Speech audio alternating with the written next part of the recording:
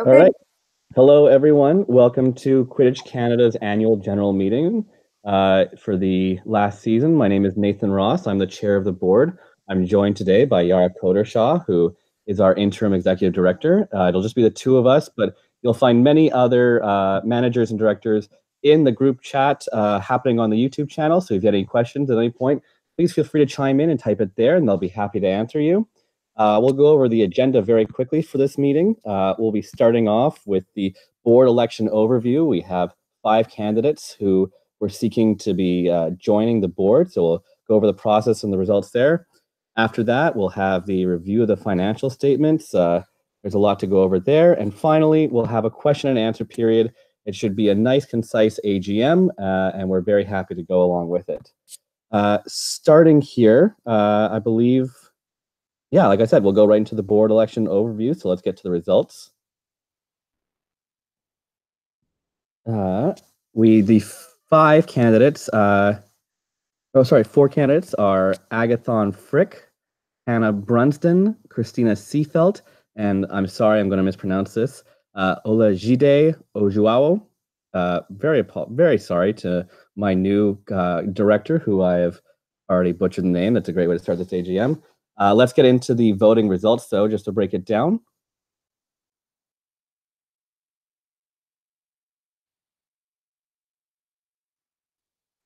All right, just looking here. Please forgive me. Oh, there are no voting results. We'll just keep on going in. So yes, those are the 4 who were elected to the board. Thank you to those 4. We're very happy to have you joining me. I am the only director moving forward from last year's board. So we'll have a nice complement of 5 board directors to keep on going. Moving right along, I'm going to pass things over to Yara, who will break down our financial statements. Awesome. Thanks very much, Nathan. And welcome everyone again. So as Nathan mentioned, my name is Yara. I'm the communications manager with Quidditch Canada, and I also help with some of the operational side.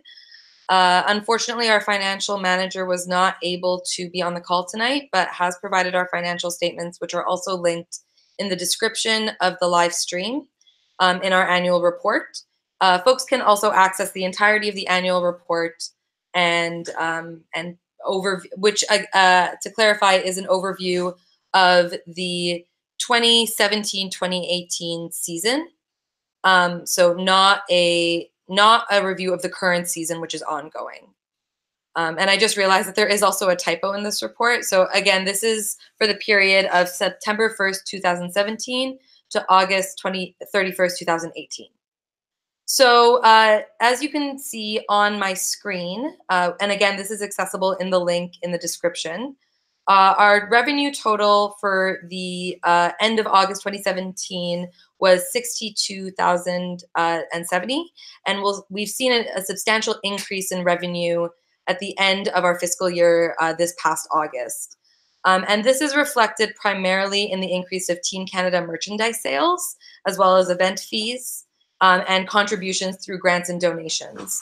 So our revenue increase is substantially due to the biannual cycle of our national team program.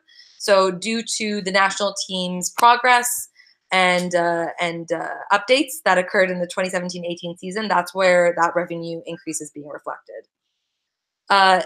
Very similarly, we see that increase reflected on the expenses side. So our August 2017 expenses were $44,000 approximately. Our August 2018 expenses were $92,000. And that increase is again due to the expenses affiliated with the Team Canada program. Those expenses helped to send our athletes to Florence, Italy, and also helped the ongoing training and development of those athletes over the course of the 2017-18 year. So that is a brief overview of our financial statements. If you have further questions about this side of the financial statements, please direct them to our financial manager, Matt Gilman, and I'll be sharing that email in the comments shortly. The second part of our financial statements is our statement of financial position. Again, please ignore the typo in the year. This is for the period of September 1st. Good challenge. Dante Grantham getting lost. Gets his own miss. So sorry about that, folks. Just one moment. My apologies. I think there was just a technical error on our end. So for the statement of financial position, again, this is for the period of September 1st, 2017 to August 31st, 2018. We saw an increase in our total assets from the previous fiscal year to August 2018.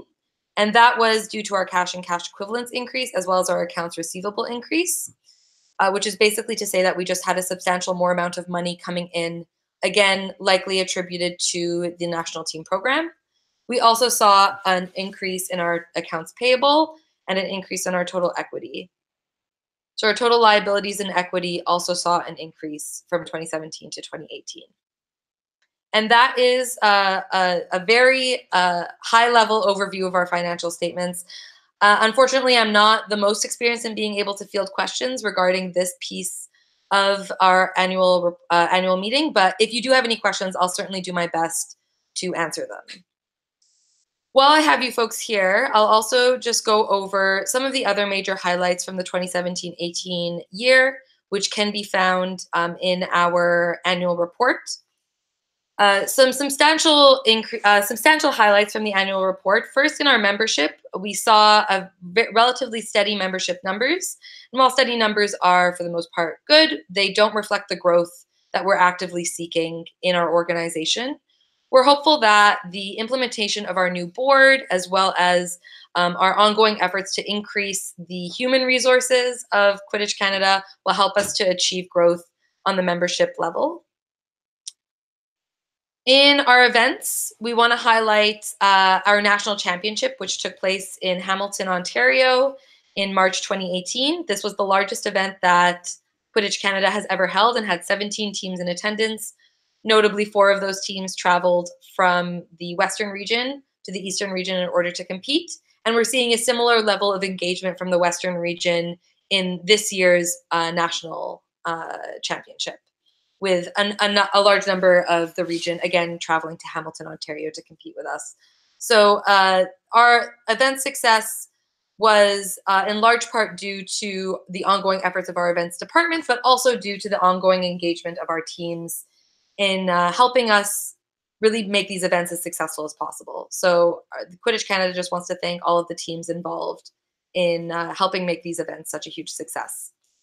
In terms of gameplay, the one thing that we, again, want to credit our membership for is the over double increase in number of officials from the 2016-17 season to the 2017-18 season. As many people on the call know, the 2017-18 season was the first season in which registered league teams were required to have a minimum number of required officials in order to compete at major events. This policy also allowed us to be self-reliant and self-sustainable and not have to rely on out-of-country referees and officials in order to put on successful events with high-quality officiating. So we want to thank everyone who has engaged with the process of becoming an official, who's contributed as a volunteer in any capacity as an official.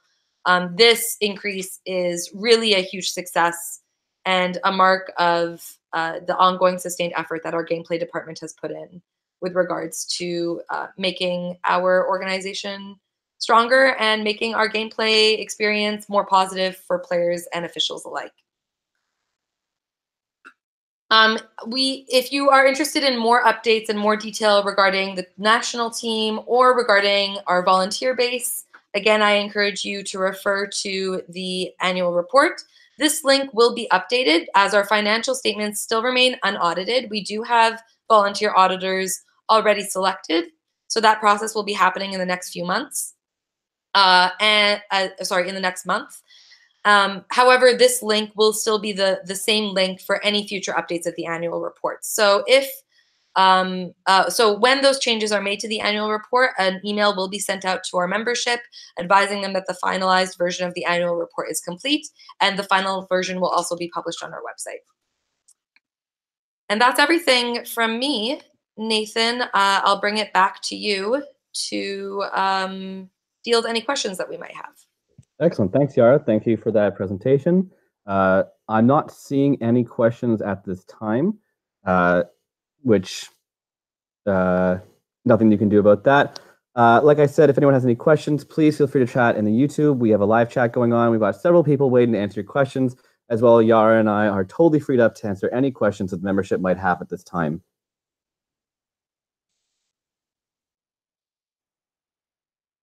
While people might be, I guess, simmering for questions, I am happy to share some updates regarding our national championship, which is occurring March 23rd, 24th, 2019 in Hamilton, Ontario. So first, for all teams on the call currently, please be advised that the roster deadline for nationals is Saturday, March 9th. So that is in just or in exactly 2 weeks. And I believe it's actually March 8th, like midnight on March 8th, but March 9th is what appears on the system. So plan for Friday, March 8th to be your deadline to submit all of your rosters for nationals. That includes any injury reserves. Your referee requirements also need to be met by the state, as well as any other outstanding requirements for your team. This also means that if you have any outgoing transfer requests, those transfers need to be submitted this week. Ideally, the gameplay department would like to receive all transfer requests by Friday, March 1st, but if there needs to be a delay for any reason on those transfers being submitted, please contact the gameplay department. I'll be sharing all of the emails, or perhaps our board member who's currently our former board member who's currently on the call can also help to share those email contacts as well.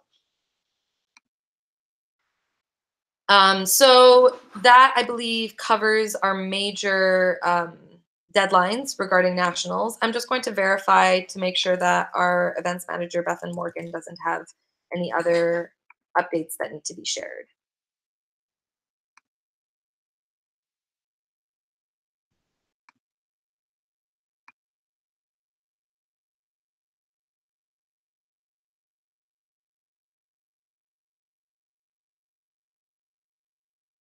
Sorry, I just want to add that regarding nationals, the tournament package and the schedule, a rough schedule, will be out in the coming weeks. The tournament package will be out for next week, and the injured reserves need to be identified via email to Kate Kirkham, our events coordinator. So once you submit your roster on TopScore, you'll need to email who your injured reserves are to Kate Kirkham, and Kate will ensure that that is reflected on the administrative paperwork at nationals. Please follow the entirety of this process. We want to ensure that the people who are on the field are the people that are supposed to be on the field, and that everybody who has an opportunity to play can do so very smoothly at nationals. If you have any questions about this process, you can answer those. Forward those questions to info@quidditchcanada.com, and I'll be directing those emails to whoever the most intended person for that is. I do see a question from regarding referee payments. So the question is, our team has yet to receive referee payments from Western Regionals. Where can we follow up regarding these payments?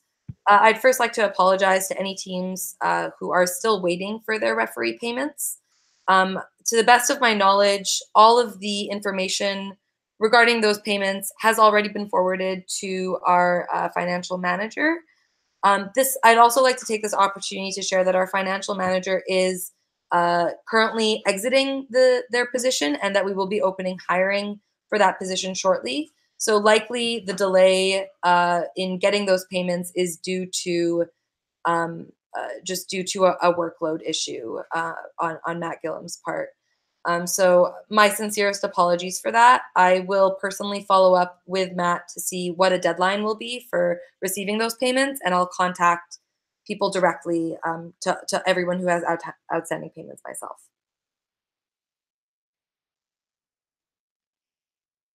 In case anyone watches this YouTube video afterwards and is not able to ask us a question in real time, please don't forget that you're able to always ask us questions.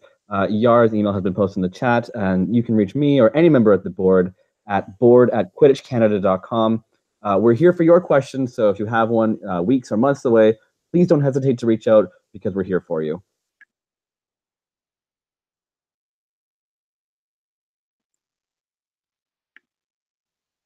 I also just want to take this opportunity to clarify that we had 5 board members who were currently running, and 4 of those 5 were elected. So we want to, just as a point of clarification, the 5 board members that were running for the board member election were, my mistake, one moment, were Agathon Frick, Alex Lamoureux, Hannah Brunston, Christina Seefeld, and Olajide Ojuawo. And the elected members were Agathon, Hannah, Christina, and Olajide. So just as a point of clarification, 5 members were running, 4 of whom were elected. And those 4 will be serving a 2-year term starting from now until the 2021 AGM.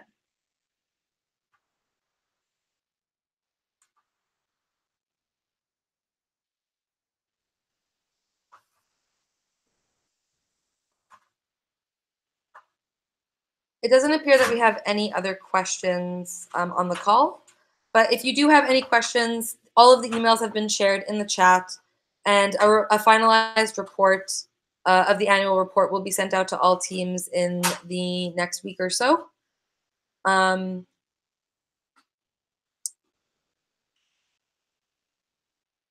Sorry, there was one last question there from Kaylee. Yes, I see it just now, yeah. Kaylee, I can answer that one for you. It's no requirement because of our bylaws. We don't have to have our board can function with a number of positions filled up to 7 members. So at this time, we're just going to proceed with the 4 that we have. If the board does need an additional member, it is within our power to kind of appoint one person to serve a 1-year term because we did have a departure from the board this year. And so we'll be looking at that and seeing if we want to add that or just keep the board as the 5 people it currently is.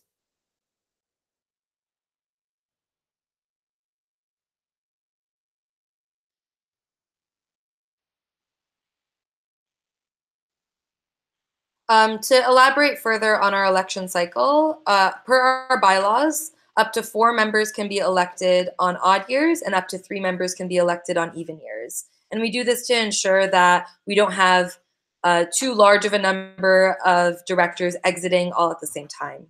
So if we had gone, for example, to elect 5 members this year, that would risk us having only 2 members left, only 2 returning members left. So this cycle is to ensure sustainability of our board. It's a great question. Thank you.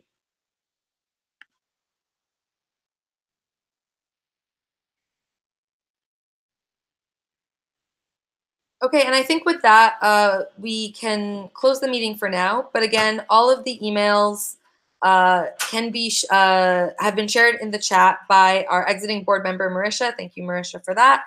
Please contact any one of those emails. They're also linked on our website, www.quidditchcanada.com.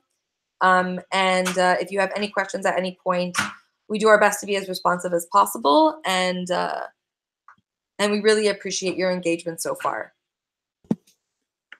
Yeah, and with, like as Yara said, I feel pretty comfortable closing the AGM for this year. We'll see you next year for yet another thrilling report of how QC is growing within the Canadian sport landscape. Thank you. Good night, everyone.